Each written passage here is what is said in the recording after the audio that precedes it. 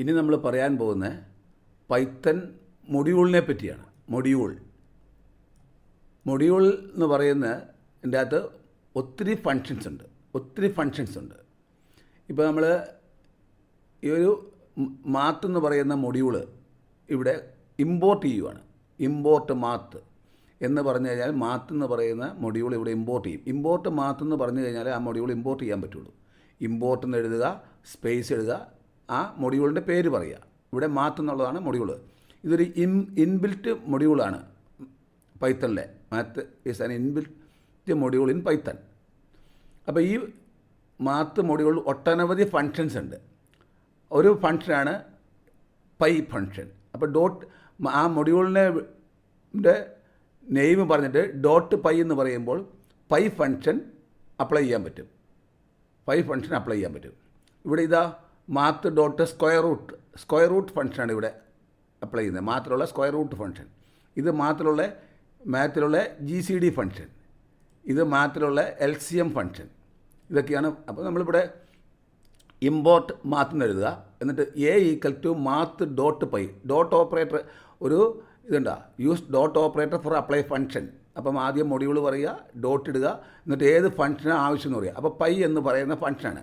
അപ്പോൾ print A എന്ന് പറഞ്ഞാൽ പൈയുടെ വാല്യൂ പ്രിൻ്റ് ചെയ്യും.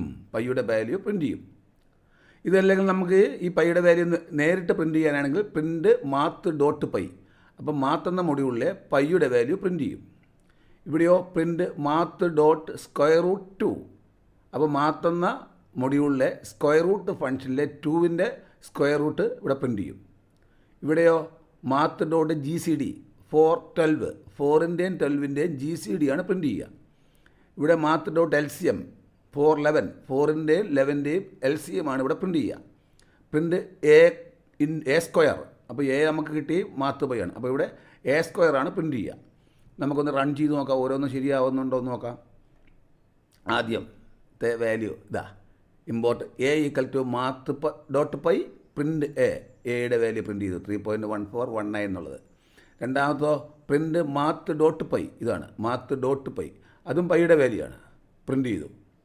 ദെൻ മൂന്നാമത്തെ എന്താ, പ്രിൻ്റ് മാത്ത് ഡോട്ട് √2. 2ൻ്റെ സ്ക്വയർ റൂട്ട് പ്രിൻ്റ് ചെയ്തു. ഇവിടെ 2ൻ്റെ സ്ക്വയർ റൂട്ട് പ്രിൻ്റ് ചെയ്തു. അടുത്തതോ പ്രിൻ്റ് മാത്ത് ഡോട്ട് GCD 412. 4ൻ്റെയും 12ൻ്റെയും GCD ആണ് പ്രിൻ്റ് ചെയ്തത്. ഇതാ 4.